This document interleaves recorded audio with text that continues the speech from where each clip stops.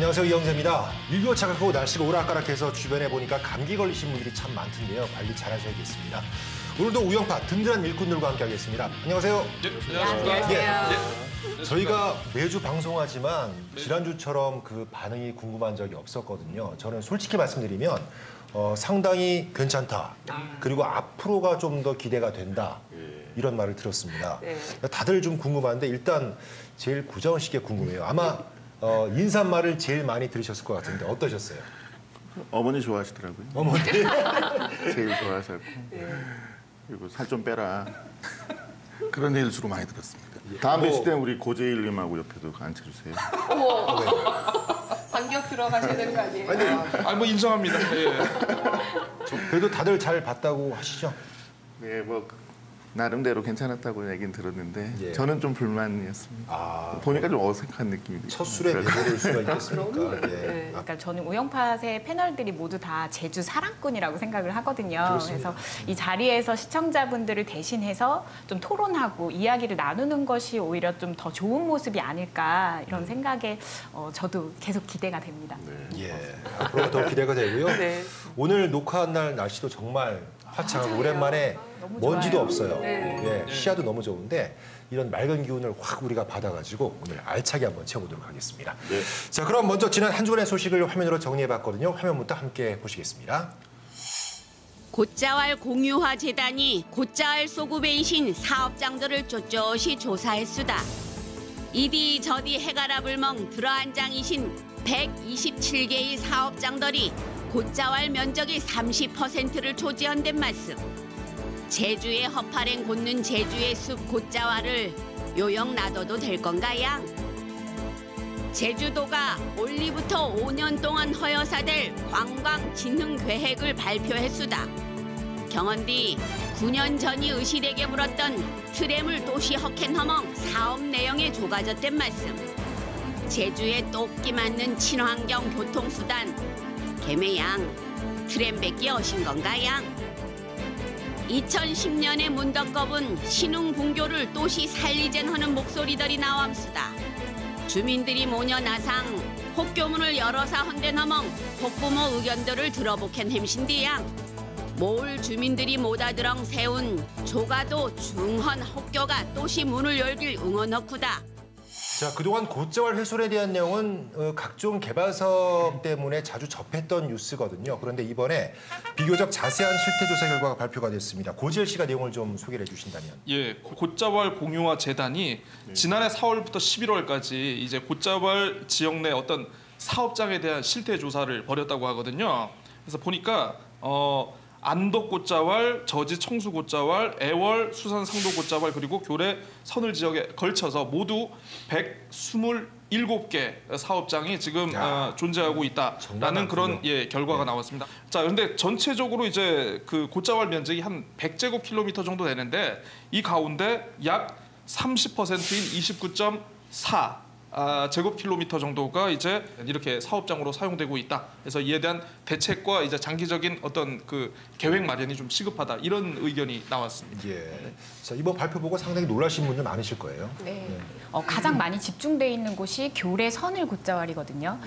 네, 뭐 68개소의 사업장이 이 부분에만 좀 몰려 있는데 워낙에 면적이 넓기도 하거니와 내로라 하는 골프장, 관광 단지 이쪽에 굉장히 많이 몰려 있습니다. 그래서 교래 서늘 곶자왈 이외에 지금 조사된 곳들에 언제 사업 개시가 됐느냐 이 부분을 저는 조금 주목을 했는데요.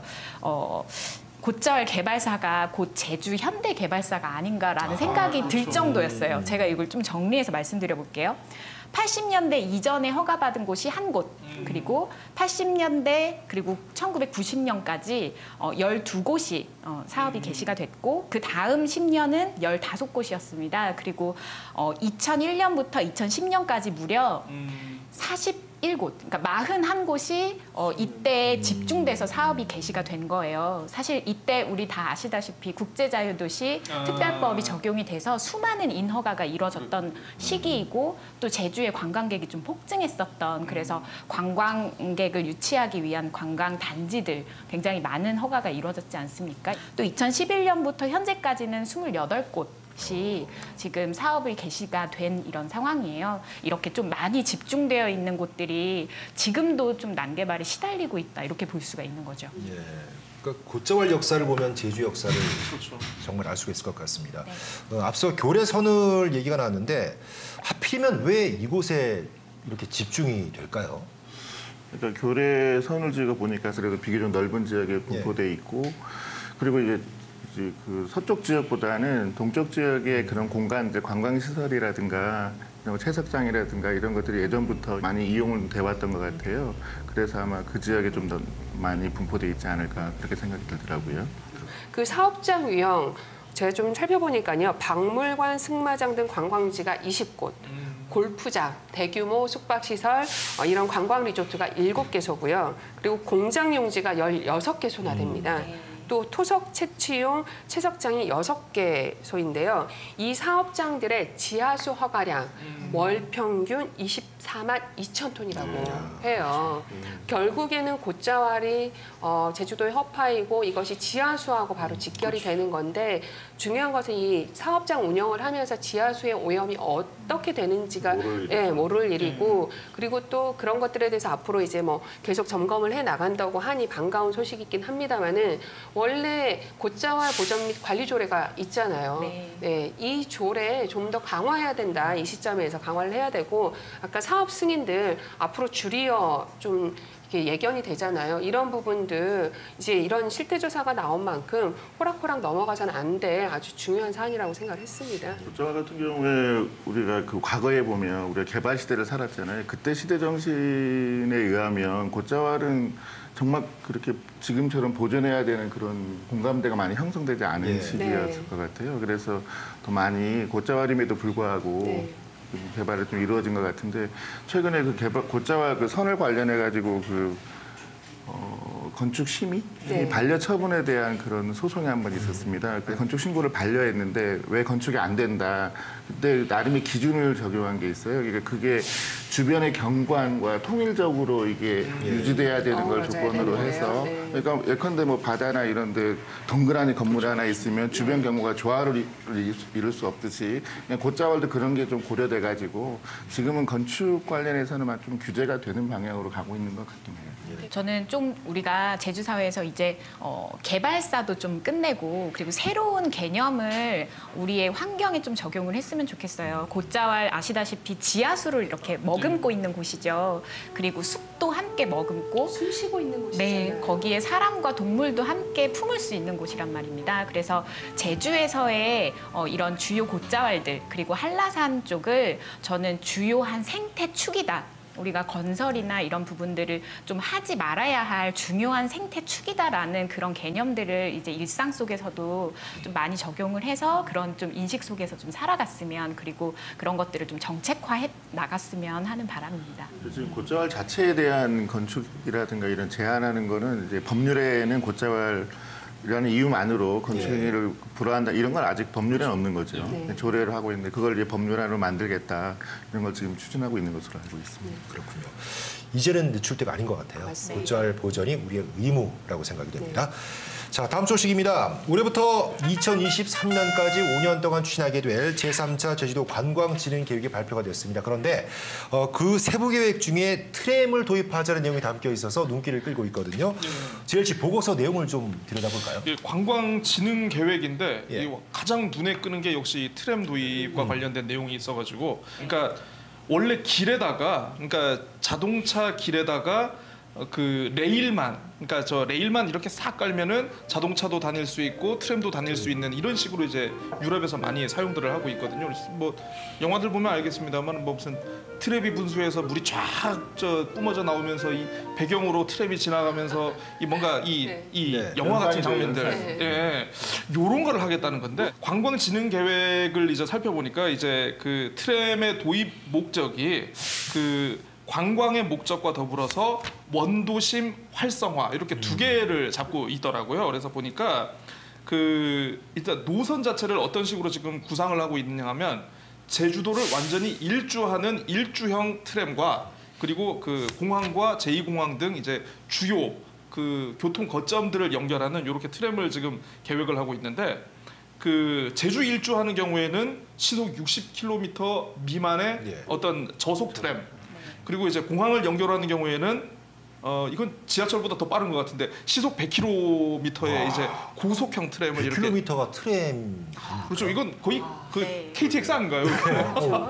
그래서 보니까 그 트램 같은 경우에는 이제 그 저희가 이제 화석 연료를 태워가지고 이제 가동하는 게 아니고 아시는 것처럼 이제 전기를 이렇게 먹으면서 하지 않습니까? 그래서 그 트램을 하게 되면은 이제 그 전용 선로에다가 예. 이 무선 충전 시스템을 도입을 해가지고 아예 바닥에? 그렇죠. 오. 길바닥에 그걸로 이제 트램을 충전을 시켜서 이렇게 이동시키는 그런 거를 지금 고민을 하고 있는데 어쨌든 이제 뭐 지금은 이게 계획이 좀 아직은 구체화된 단계는 아니고 조금 더 얘기가 나와 보면은 어쨌든 트램 도입은 굉장히 예전부터 있어왔던 얘기니까 좀 아마 이제 도민 사회에도 아마 좀 어떤 찬반 논란이라든가 좀 어떤 다양한 의견들이 있지 않을까 싶습니다. 예. 일단 트램 그 교통수단으로 지금 우리가 얘기가 되고 있잖아요. 근데 지금 관광정책과 쪽에서는 이걸 관광진흥 계획 안에 담았는데 정작 트램은 교통수단이기 때문에 주무부서는 교통정책과거든요. 네. 그러니까 그 교통정책과에서는 이 트램에 대한 의견을 막대한 예산도 들기 때문에 중장기적으로 검토를 해야 된다라는 의견을 전달을 했고 이제까지 전혀 의논된 바가 없다라고 밝혔어요. 그러니까 다시 한번 칸막이 행정을 전 도민들이 다시 한번 확인을 하면서 이제 눈살을 찌푸리는 그런 상황인데요. 저는 이 트램을 보면서 어떤 생각이 들었냐면요. 막대한 예산도 들고 제주도에서는 또 뭐 추가적으로 검토를 하겠다고는 했습니다만 관광진흥 계획에 들어가 있어요. 그런 트램은 누구를 위한 것이다?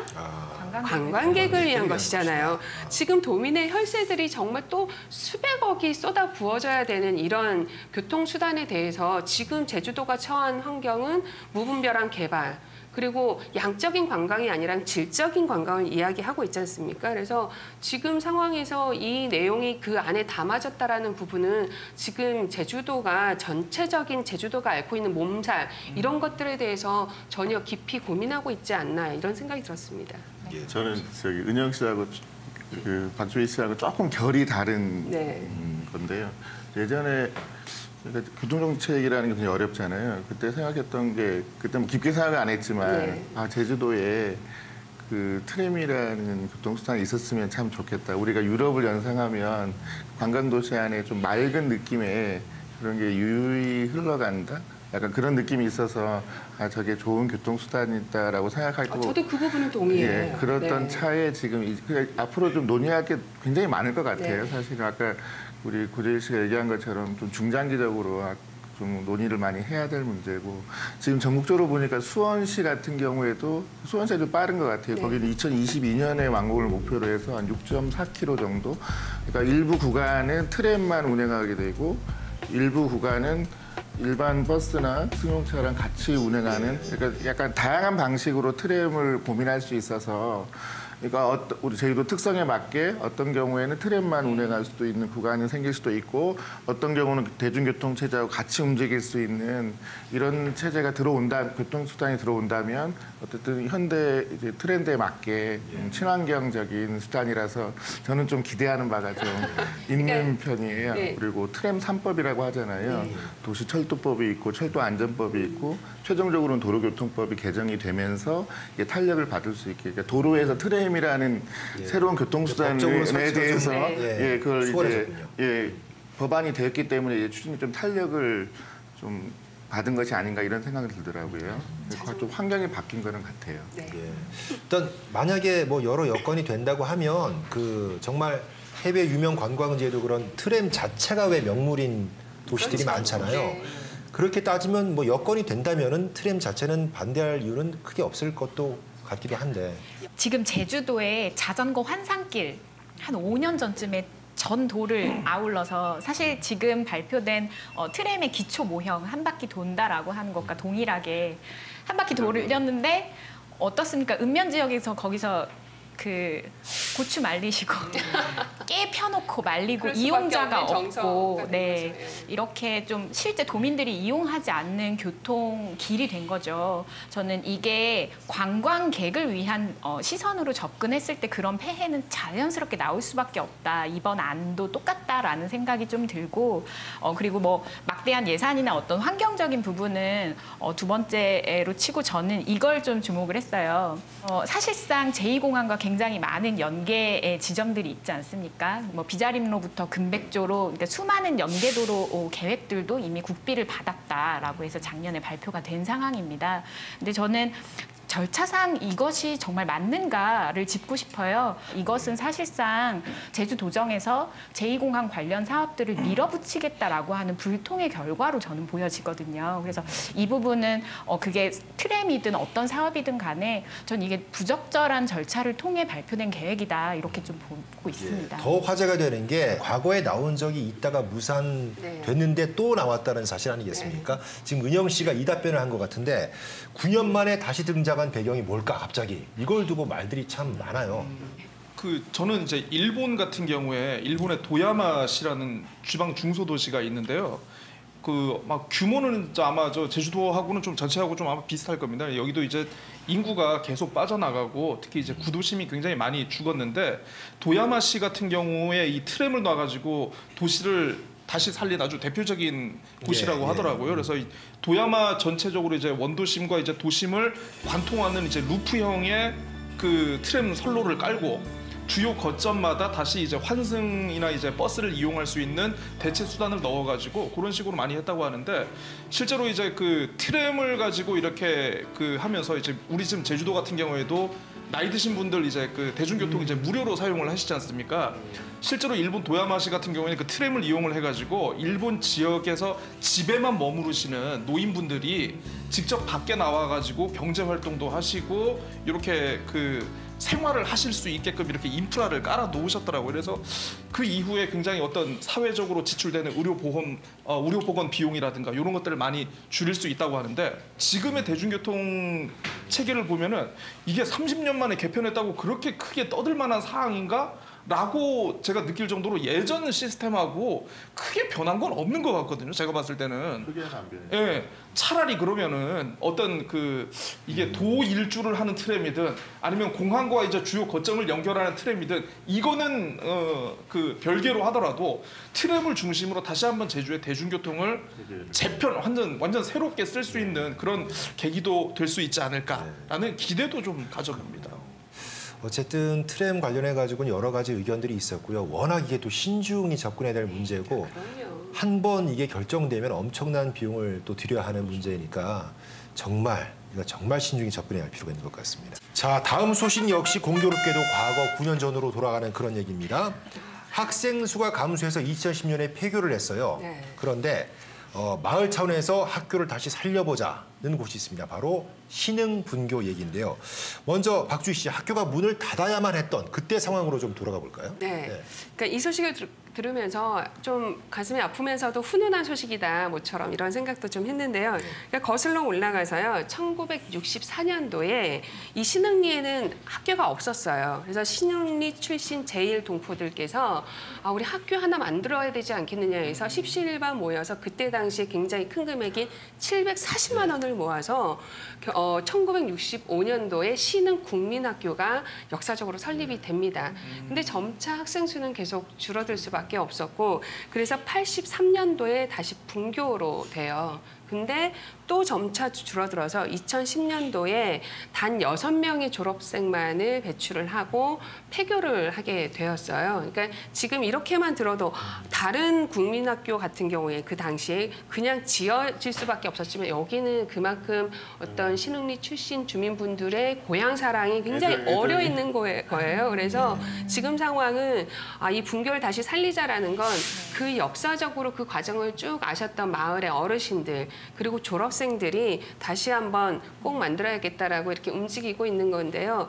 어쨌든 한 아이를 키우기 위해서는 마을이 필요하고 마을엔 당연히 학교가 있어야겠죠. 그런 차원에서는 저는 이게 교육당국하고 얘기가 잘 풀려서 꼭 분교가 다시 생겼으면 좋겠어요.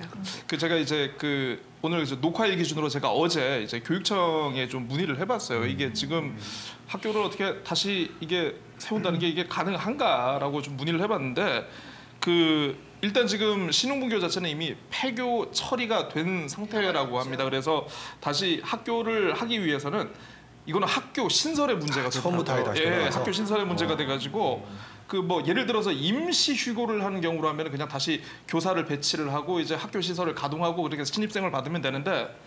신설이다 보니까 이제 학교 부지 그 뭐 부지 고시 문제도 있고 각종 영향 평가의 문제도 있고 그리고 앞으로 이제 그 주민수 추이 그리고 입학생 수 추이를 종합적으로 따져서 우리 저 흔히 잘 보는 저 어떤 어느 정도의 경제성이 충족이 돼야만 그때 이제 신설 허가가 난다라고 하더라고요. 앞으로의 어떤 추이까지 보는 그렇죠. 거예요. 그러니까 지금 이제 주민들이 이제 뜻을 모아가지고 이렇게 좀 학교를 다시 살려보자 하는데 그 아마 이제 이게 좀 생각보다 이제 좀 절차가 좀 까다로울 수는 있다 이렇게 보시는 것 같더라고요. 그래서 여기서 중요한 게 사실 절차가 까다로웠을 때 더욱더 행정 지원을 많이 하고 그렇죠. 편의를 봐주고 적극적으로 노력을 하는 게 행정당국의 역할이거든요. 근데 얼마 전에 또 이성문 교육감께서 이 부분에 대해서 답변을 하신 것이 예. 학년별로 8명씩 이상 그러니까 총 6학년이니까 48명이죠. 이 정도의 학생 수가 확보된 다음에 이런 부분들을 논의할 수 있다. 이런 식으로 좀 답변을 하셨어요. 그래서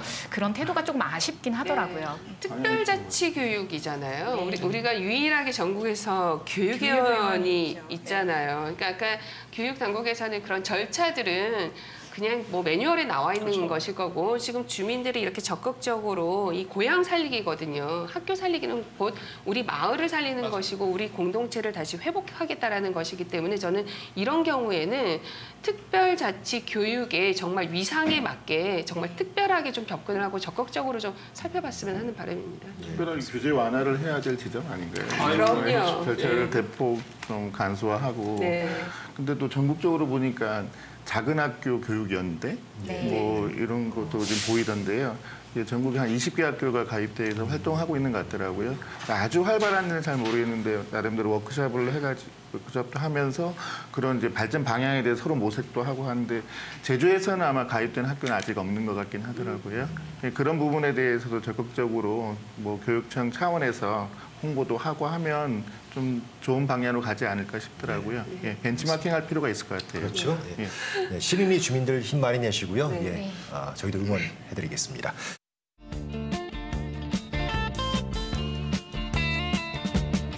You get a shiver in the dark, it's raining in the park, but meantime sound of the river. 제주의 생명산업이라고 할 수 있는 게 바로 농업입니다. 그런데 그런 제주 농업의 위기가 바로 현재가 아닐까 하는 의미에서 오늘 메인 토크 주제로 정하게 됐습니다. 아마 우영파 출범후의 제목과 가장 잘 어울리는 주제가 오늘이 아닐까 싶어요. 네. 제주 농업의 역사, 우영파의 설민석, 고지일 씨의 강의부터 듣고 저희가 본격적으로 얘기를 나눠보도록 하겠습니다. 설제일입니다.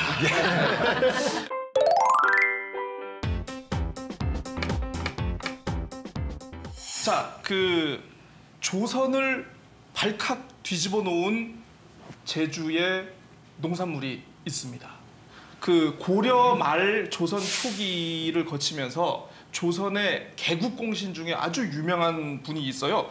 양촌 권근이라는 분이 계신데 이분이 어떤 분이냐면은 그 다들 아시겠습니다만 원래 조선의 국호가 원래 명나라가 오케이 해줘가지고 나라 이름을 조선이라는 국호를 썼잖아요. 이렇게 명나라와 왔다 갔다 하는 외교적인 서신을 모두 편집을 하고 감리하고 이렇게 꼼꼼히 야 이거 문장 바꿔, 야 이거 단어 바꿔 하셨던 분이래요. 그러니까 얼마나 왕의 측근이고 실세겠습니까? 그렇겠네요. 예, 이분이 뭔가를 드셨어. 네. 뭔가를 드셨는데 이 음식을 먹고 뭔가 갑자기 시상이 떠올랐어요. 짠짠 짜르잔. 자, 동그란 삼과가 하늘의 향기를 풍기네. 영롱한 빛깔은 서리 기운을 띄었네. 병든 눈이 깜짝 놀라서 뜨였고 마른 목은 선약을 마신 듯하네. 한 번 맛을 보매 모든 병이 몸에서 물러가고 은혜에 감사하며 오로지 만수무강을 빌 뿐이네. 라고 이렇게 찬양했네요. 시를 썼어요. 거의 뭐 지금으로 치면 이거 뭐 거의 대국민 성명을 발표한 거죠. 예. 자, 그러면 양촌 건근이 혹시 여기서 얘기한 선과 동그란 선과가 혹시 뭔지 시에는 감귤은 없어. 추장님 혹시 되시나요? 추장님 혹시 혹시 한번 맞춰보세요. 무? 무 아니었습니다. 무가 아니었습니다. 무 참 좋아하는데요. 네. 허니님 어떻습니까? 뭐 당근류라든가 당근. 동그랗지 않아서. 동그란 거. 동그란 아니 설마 양파를 드시고 나서 이러신 거 아닐 거 아니에요? 그러니까요. 자, 혹시 뭘까? 달콤했어요. 동그랗고 진짜 모르겠는데요? 저 다들 아시는데 감귤? 저 일부러 아니 진짜 모르겠어요. 정말 모르시겠습니까? 방울토마토? 바로 저는 이 세- 감귤입니다. 예. 감귤이요? 예. 그러니까 조선 최고의 개국 경신이자 최고의 엘리트가 이렇게 이걸 감귤을 하나 먹고 그냥 감격의 눈물을 흘리면서 온 병이 예. 나왔다. 온 병이 다 나왔다. 이 정도를 했던 게 바로 또 감귤입니다. 이렇게 굉장히 역사와 뿌리와 또는 이제 권력이 가까운 부분이 굉장히 또 이제 아끼는 이런 과일이었다는 거죠. 그래서 자, 아무튼 이제 조선 시대 때부터 이렇게 뿌리가 깊다는 걸 말씀드렸는데 그 제주의 감귤이 사실 이렇게 역사가 이렇게 지금처럼 이제 그 농작물로 과수로서 재배한 역사는 그렇게 길지가 않아요. 이제 1950년대까지만 하더라도 제주시에서는 안 하고 서귀포 일부 농가만 했는데 제가 그래서 아까 네. 설마 그 먼 과거부터 진상이 돼서 계속 드셨을까 해서 감귤은 아예 제외해버린 거예요. 그러니까 뭐 보통 백성들이 먹을 수가 없으니까 네. 그걸 다 진상번호 따가지고 다 조정으로 보내지 그러니까요. 않았겠습니까? 하긴 높은 예. 분들만 뭐 드셨을 그쵸. 테니까 그랬을 수도 있겠네요. 1953년에 재배 면적이 17헥타르에 6톤, 1960년에 64헥타르에 190톤에 불과했다고 합니다. 그런데 1960년대 중반 이후에 어떤 운동이 시작되느냐면 제1교포 분들이 감귤 묘목을 고향에 보내주는 운동을 했대요. 이때부터 굉장히 재배 면적이 폭발적으로 늘어나고 이에 따라서 국가와 제주도가 감귤 주산단지 조성 5개년 계획을 1965년부터 두 번에 걸쳐서 합니다. 그래서 이때부터 제주의 농업하면은 이게 완전히 기존에 이제 뭐 또 설명을 해주시겠지만 밭농업 중심에서 이제 감귤 농업으로 전환이 됐고 제주의 1차 산업을 대표하는 가장 큰 생명산업으로 감귤이 자리를 잡았다. 감귤에 대한 이런 역사를 말씀해 주시기도 했는데 아주 전통적으로 제주의 어떤 경제 기반은 사실은 농업이었잖아요. 뭐 해안가 마을에서는 당연히 물질도 하고 했지만 이런 전통적인 제주 사회를 계속 이끌어왔던 소득 부분을 책임져 왔던 이런 농업이 계속해서 좀 하향세를 보이고 어떻게 보면 굉장히 동전의 양면과도 같은 관광 산업의 어떤 이런 부가가치는 계속 좀 높아지고 이러고 있는데 이런 산업의 균형 발전에 대해서 제주 사회가 사실은 이 이전에는 깊이 생각을 하지 못했던 것 같아요. 네, 이제는 우리가 크게 고민을 해야 될 지점이 좀 온 것 같습니다. 자, 이렇게 큰 비중을 차지하는 제주의 농업인데 말이죠. 지금 위기라는 분석이 계속해서 나오고 있습니다. 도대체 지금 단계에서 왜 이런 얘기가 나올까요? 전체적으로 지금 제주가 그 농산물이 차지하는 1차 산업이 차지하는 그 수입이 약 3조 7천억 정도 되잖아요. 예. 그중에 농산물이 차지하는 게 약 45.1% 정도로 한 1조 한 4천억 되고 축산물이 차지하는 게 하고 수산물 차지하는 게 그 외에 한 20% 내외 수산물이 좀 더 높은 것 같은데요. 그중에 감귤이 차지하는 비율은 높고 한데 올해 그 유통 가격들을 이제 아직 통계로 완전히 잡히진 않았지만 보면은 감귤류 같은 경우는 거의 20% 정도 내려갔고, 월동 채소류 같은 경우에도 20에서 30%, 심지어 그 배추 같은 경우에는 정말 완전히 그 폭락한 수준이거든요.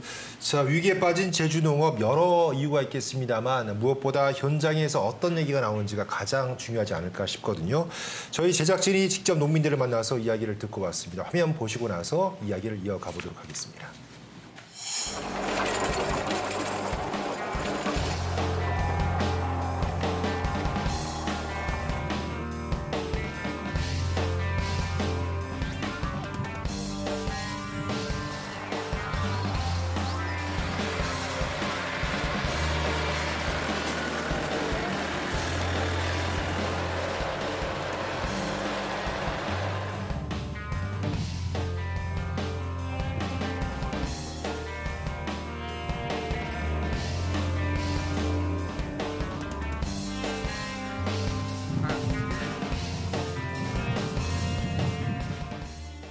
아주 안 좋습니다. 지금 이제 딱 단도직입적으로 이제 말씀을 드린다면 우리가 투자한 거에 지금 50% 정도밖에 건질 수 없는 실정입니다. 네, 투자한 거에. 그렇다면 정말로 어렵다라고 판단되는 게 뭐냐면 내년에 농사 지을 자금이 없다라는 겁니다.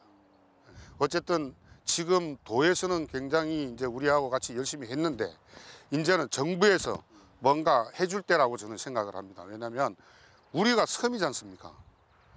근데 우리 정부에서는 제주도를 섬으로 안 보고 있다는 게 문제예요. 그래서 이번에 우리 이제 문재인 대통령께서도 여기에 이제 내려오셔가지고 공약 사항으로 물류비는 이번에 반드시 해결하겠다고 했는데 지금까지 해결이 안 됐지 않습니까? 예, 과거 같은 경우는 제주 채소가 어떤 겨울철 같은데 독점적인 그런 지위를 가졌었는데 지금은 그렇지 않죠. 수입산에다가 육지부의 시설 재배에서 나오는 이런 물건들 같이 경쟁을 하다 보니까 경쟁력이 과거에 비해서는 좀 낮을 수밖에 없을 것 같습니다.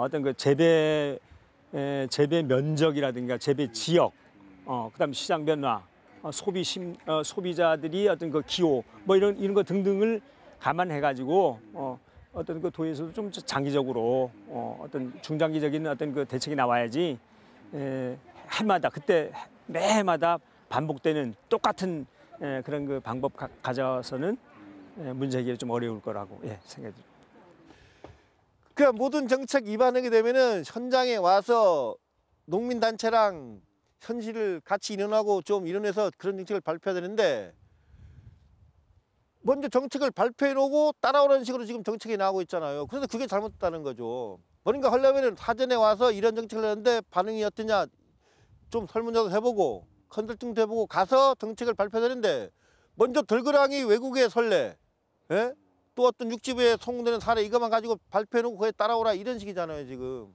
육지부 농가들하고 제주 농가들 굳이 비교하자면은 똑같은 조건에서 똑같은 판매할 수 있는 그런 형평성을 부여해달라는 거예요. 근데 제주 농가들은 이미 해상 운송이란 불리함을 안고 출발하는 거예요. 그럼 똑같은 물건, 똑같은 양배추를 가져서 경매해도 이미 비용이 제주 농민들은 불평등한 대우를 받고서 이미 출발체가 그렇게 되는 거 아닙니까? 그 부분을 형평성에 맞춰주기 위해서는 해상운송비 지원이 정부에서 필요하다 이거죠. 근데 그거는 해결이 안 되니까. 네, 직접 들어보니까 농민들의 고충이 뭔지 정말 명확히 알 수가 있을 것 같았습니다. 여러 얘기가 나왔어요. 저도 이제 현장에서 듣는 목소리가 여러 가지 그런 요인들이 있지만 결국엔 원하는 방향의 1번은 가격 안정화에 대한 부분이에요. 큰 틀에서의 가격 안정화를 위해서 정말 다양한 정책들이 좀 필요한데 제주 같은 경우엔 작년에 당근 가격 안정 관리제를 시범 도입을 해서 좀 어느 정도 성공 사례를 발견을 하고 올해 확정적으로 좀 사업을 하고 있다고 해요. 그리고 올해 같은 경우엔 추가 작물의 시범 지정도 있었고요. 이 내용을 좀 살펴보면 생산농가, 생산자 단체, 자조금이라든지 이런 부분들과 그리고 품목 단체 자율적으로 좀 공급에 대해서, 그러니까 그 작물 재배에 대해서 좀 관리를 하고 이런 것들이 시장에서 시장 기준 가격에 잘 맞지가 않았을 경우에 최대 90%까지 그 비용을 좀 보상을 해주는 이런 제도입니다. 그래서 품목이 하나인 건 너무 아쉽긴 합니다만 계속해서 좀 넓혀 나가고 그 넓혀 나가는 과정에 분명히 농정이라고 많이 하죠. 농민의 이야기를 좀 많이 듣는 그런 공식 기구들이 계속적으로 좀 넓혀 나가야 된다 이렇게 좀 봅니다. 사실 가격 경쟁력이 지금 실제로 농가분들이 느끼는 가장 큰 문제 중에 하나일 것 같아요. 그래서 이제 항상 이제 가격 경쟁력을 보완하기 위한 그동안 항상 요구되었던 게 이제 해상 물류비 아니겠습니까? 생산하시는 분들 입장에선 또 이거를 또 95%가 선박을 통해 가지고 이제 다른 지역으로 출하가 되니까 해상 물류비 지원에 대해서 이걸 좀 국비로 지원할 수 있도록 해달라는 걸 이제 지금 몇 년째 계속하고 있는데 이게 잘 안 되고 있어요. 이게 어쨌든 2016년에 제주특별법 개정으로 어쨌든 특례 규정이 시행은 됐습니다만 이게 시범 사업, 그러니까 시범 지원을 하면서 그동안 이제 도비로 이제 몇 차례 지원을 했더라고요. 그래서 뭐 2015년에 2억 원, 2016년에 5억 원, 뭐 그리고 2017년 5억, 2018 5억 원 했는데, 근데 이게 또 공교롭게 또 이제 문재인 대통령의 또 이제 제주 지역 공약이라는 겁니다. 공약임에도 불구하고 야, 그러면 이제 좀 잘 되는 거 아닌가 싶었는데 이게 또 항상 이제 주무부처 사이에 또 이제 좀 의견이 안 맞아가지고. 항상 이게 또 기재부에서 걸리더라는 형평성 논리가 좀 형평성 그렇게 논리가 큰데 어쨌든 이거는 정말 그 사실 제주에서 생산되는 농산물인 경우에는 이게 전국이 소비하는 전 국민이 소비를 하는 그런 또 그 먹거리이기 때문에 이거 좀 고민을 한번 좀 통큰 결단을 한번 좀 할 필요가 있지 않을까 싶습니다. 다른 배송품들과는 다르죠. 그렇죠. 다른 각도에서 좀 봐주면 좋은데. 예. 농산물의 경우에는 가격 탄력성이 그렇게 높지는 않았던 걸로 알고 있었거든요. 농산품의 경우에 높고 그러니까 농산물의 경우에 꼭 필요해서 이렇게 섭취하는 거라. 근데 또 그렇지도 않은 것 같아요. 최근에는 가격 탄력성이 굉장히 높더라고요. 특히 이제 FTA가 지금 에 의해서 위기를 이겨낸 것처럼 보이지만 실상은 그렇지 않잖아요. 수입 물량이 점점 더 늘어나는 현상들도 있고 특히 뭐 김치 같은 경우에도 중국에서 많이 오잖아요. 그러다 보니까 배추 가격이 그냥 폭락해버린다든가 그런 건 상당히 영향이 있는 것 같아요. 보면. 제가 그 제주 농가 부채 규모랑 뭐 이런 것들 좀 살펴봤어요. 그러니까 제주 농가의 부채 규모가 2017년도 기준이긴 합니다만은 전국 평균 대비 약 2.5배나 높다고 하고요. 농업 경영비도 경영을 해야 되는데 이것도 2.1배나 높은 상황에다가 지금 농산물 제값 받지 못하고 있고 값은 오르지도 못하고 제대로 받지 못하는데 농약, 비료, 인건비는 계속 올라가고 있고 온난화에 그다음에 농가 인구 감소하고 있고 농가의 어떤 고령화는 뭐 이미 굉장히 심각한 수준에 이르렀잖아요. 그래서 아주 총체적으로 절체절명의 위기라고 저는 이렇게 보여지는데 한국은행 제주본부에서요. 이미 2018년도에 제주 지역의 농림업 성장률을 저는 뭐 마이너스도 있지만 0%, 0%로 추정을 했어요. 그리고 이번 올해 예산에도 계속적으로 이 농업과 관련된 1차 산업과 관련된 예산의 비중이 계속 줄어들고 있어가지고 뭐 해당 상임위원회나 이런 1차 산업 종사자분들도 계속 요구를 하고 있거든요. 그러니까 그 예산들이 아까 얘기했던 뭐 개발 뭐 다른데 막 이렇게 쓰여질 게 아니라 지금 우리가 당면한 과제에 우선적으로 좀 배정을 하고 또 전폭적으로 배정을 해야 될 게 우리 제주의 생명 산업이 농업이 아닌가 이런 생각을 해봅니다. 사실상 지금 굉장히 많은 부분을 시설에 좀 의존을 하고 있기도 하고 현실적으로 그런 시설을 확충하는 데 있어서나 뭐 비료라든지 파이프 이런 전 원재료 이런 것들을 지금 육지부에서 가지고 오는 상황이란 말이죠. 그래서 출하 비용뿐 아니라 실제 투입되는 그 금액 자체가 굉장히 높아서 말씀하셨듯이 이런 것들이 형평에 맞지 않는 이 명백한 상황을 지금 제주도도 마찬가지고 지금 대통령 공약이기도 했고 또 저는 집권 여당의 그 역할도 크다고 생각해요. 그래서 뭐 당정청 협의라든지 이런 부분을 통해서 이 부분은 저는 지금의 정권 내에서 꼭 해결을 해야 된다 이렇게 좀 보고 이게 사실 아까 가격 안정화 이 부분의 핵심적인 코드기도 하거든요. 그래서 이걸 좀 풀어나가는 모습을 도지사께서도 좀 보여주셨으면 합니다. 이제는 정말 매년 되풀이되지 않도록 적절한 대책이 반드시 필요한 시점인 것 같습니다만 고지열 씨 어떤 대책들을 그렇다면 생각해 볼 수가 있을까요? 일단은 그 도정에서도 그 지난해 이제 그 선거가 끝나고 이제 그 공약위원회가 출범해가지고 공약을 이제 추렸잖아요. 이제 농업 관련한 공약이 이제 8개가 나왔어요. 그래서 뭐 보니까 살펴봤는데 뭐 가격 안정 관리제를 추진하겠다. 농업인들의 복지와 경영 안정화를 지원하겠다. 농업기술원의 역할을 확대하겠다. 감귤 산업을 전략적으로 육성하겠다 등등이 있는데 좀 뭔가 마음에 와닿는 게 있으세요? 마음에 와닿는 게 별로 없으시죠. 그러니까 항상 보면은 보면은 그러니까 농업의 위기는 비단 올해만이 아니고 뭐 10년 전에도 있어왔고 20년 전에도 있어왔는데 항상 참 재밌는 게 그때마다 문제는 되게 다양하게 벌어지고 있는데 해법은 똑같습니다. 해법은 뭐냐? 첫째, 고품질 농산물을 생산하십시오. 두 번째, 출하 교통을 하십시오. 그러니까 그런 거다 보니까 참 어떻게 보면 이제 농업이라는 산업을 정말 진짜 철학적으로 뭔가 좀 진지하게 이거를 길게 내다볼 수 있는 호흡이 좀 부족한 게 아닌가. 그때만 해가지고 좀 그런 게 좀 많이 아쉽더라고요. 농업 분야 이 분야에 대해서 지금 여러 가지 방향에서 논의될 게 너무 많잖아요. 이 농업 분야 이걸 좀 자료를 검토하면서 야, 농업에 정말 우리가 역량을 투입하려면 정말 한도 끝도 없겠다. 네. 너무 많은 이제 그런 정책들이 있어서 거기에 역량들을 얼마나 쏟아낼 수 있을까 행정이 좀 그런 게 약간의 현재 제가 든 생각은 좀 약간 한계 같은 느낌도 좀 들긴 들었거든요. 그런 그 유관 단체라든가 이렇게 좀 종합적으로 좀 분석할 필요가 있겠다는 생각이 들었습니다. 지금 저희가 방송이 되는 날은 농협조합장 선거가 네. 끝나 있을 겁니다. 예. 저는 좀 농협의 혁신을 좀 바라는 마음이 커요. 그러니까 농협이 1966년에 발족을 할 때 구호가 협동생산, 공동출하, 높은 소득이었다고 합니다. 지금을 돌이켜 봤을 때 정말 누구한테 높은 소득이 가고 있는지, 정말 우리의 주인인 농민들한테는 어떻게 가고 있는지에 대해서 과감한, 정말 누구나가 그래도 좀 바뀌는구나 하고 박수 칠 수 있는 그런 좀 혁신이 좀 필요하다고 생각이 들어집니다. 자, 지금까지는 현재 위기를 어떻게 타개하느냐 여기에 대해서 생각을 해봤는데 더 중요한 건 더 먼 미래를 내다보는 것이라고 생각이 됩니다. 이제 마칠 시간이 다 됐는데요. 끝으로 제주농업의 생명 연장을 위해서 어떤 아이디어가 있을지 한 분씩 들어보고 마무리하도록 하겠습니다. 좀 미래를 봤을 땐 두 가지 제안을 좀 드리고 싶어요. 하나는 바로 사회적 농업입니다. 지금 많이들 얘기가 되고 있죠. 이렇게 농업과 사회적 취약계층을 결합한 어쨌든 사회적 가치도 높이고 소득도 증대하고 일자리 창출도 해소할 수 있는 이런 사회적 농업이 조금 더 확대되었으면 하는 바람이고요.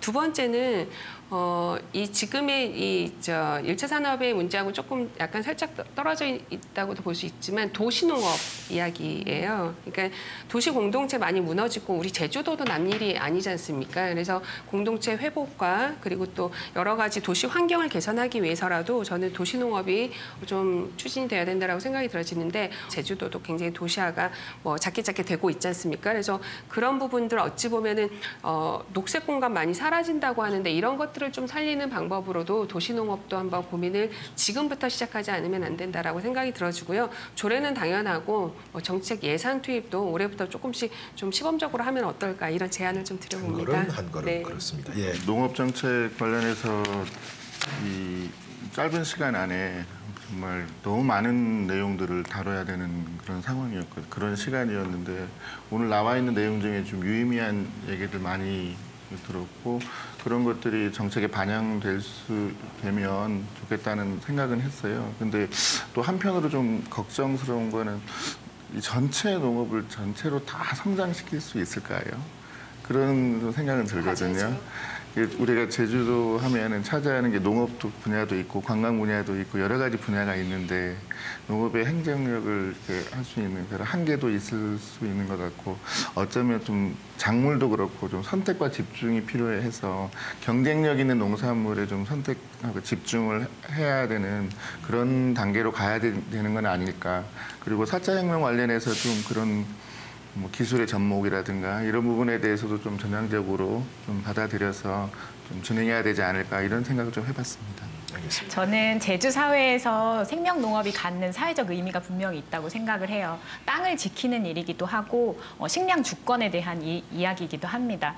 그래서 생명 농업에 투자하고 정말 적극적으로 행정 지원을 하는 것은 우리가 늘상 과제로 좀 여겨봐야 될 것 같고요. 핀란드 같은 경우에 기본적으로 농민들에게 여러 가지 소득을 국가에서 보조하는 지원금이 있는데요. 그 지원금 중에 하나가 물 오염이라든지 토양 오염을 방지할 수 있는 여러 가지 그런 농업 기술을 사용했을 경우에 그 부분에 대한 환경 기여금을 별도로 보전을 해주는 게 있습니다. 그래서 제주는 섬이고 우리 지난번에 지하수 실태조사 한번 공유했을 때 액비가 굉장히 지하수 오염의 원인 중에 하나였잖아요. 그래서 이런 부분들도 제주 섬에 맞는 농업 정책으로 저는 이제는 생각을 할 때가 되지 않았나 이것도 한번 건의를 해보고 싶습니다.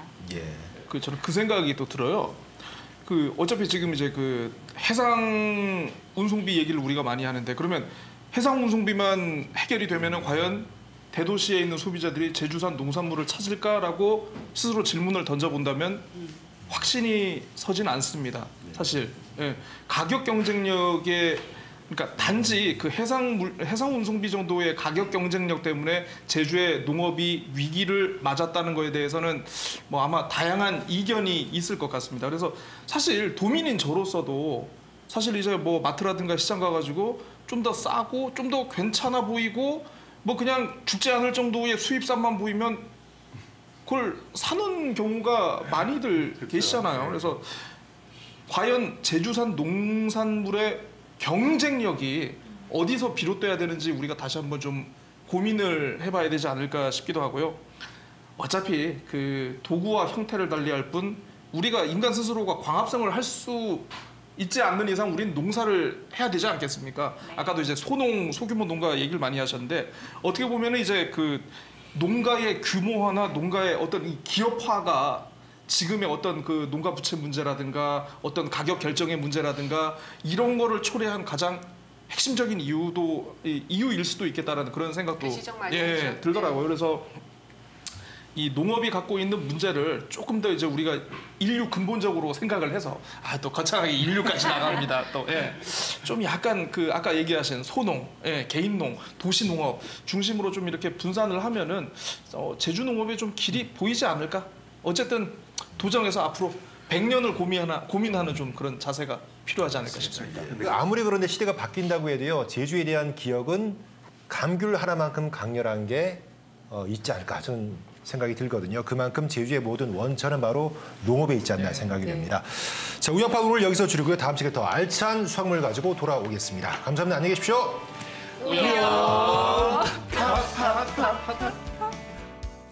저는 오름에서 어디서 멍멍 소리가 나는 거예요. 예. 어디 개가 있나 하고 이렇게 해보니까 노루였어요. 노루가 그런 소리를 내요? 누가 무슨 멍멍. 노루가 어떻게 우는지 혹시 못 들어보신 거예요?